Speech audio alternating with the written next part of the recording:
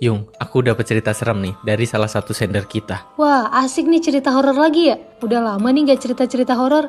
Gimana? Jadi ini tuh cerita dari teman kita yang namanya Azela, yang tinggal di Cikampek.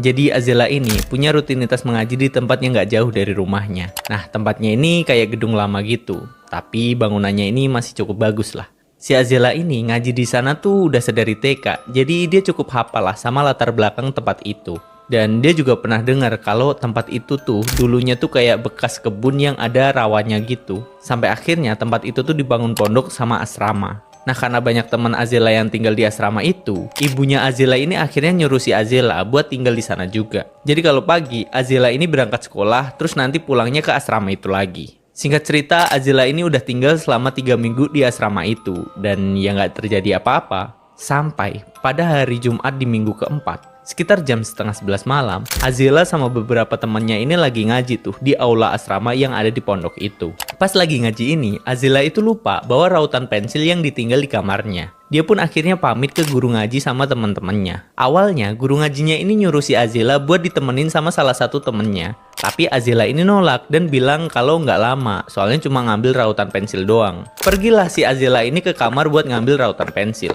Dia mulai jalanlah sendirian ke kamarnya.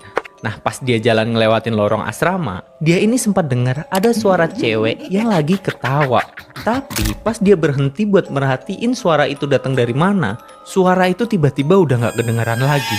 Di situ mulailah Azela ini merinding dan makin cepet jalannya ke arah kamar. Pas sampai di dekat kamar, dia merasa agak bingung karena dari jendela kamarnya dia ngelihat kalau lampu kamarnya ini mati. Padahal sebelumnya dia ini inget kalau pas dia sama teman-temannya ini keluar kamar, lampunya itu nggak dimatiin. Makin merinding tuh akhirnya dia. Si Azela ini mulai cepet-cepet lah ngambil rautan pensil di kamarnya terus balik. Pas jalan balik ini, si Azela ini malah tiba-tiba kebelet pipiu.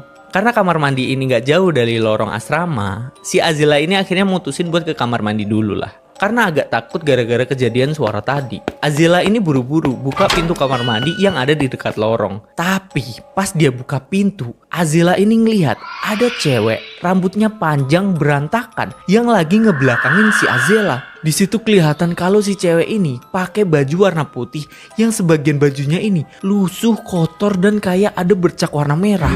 Di situ Azela ini juga nyium bau yang kurang enak, kayak bau anyir gitu.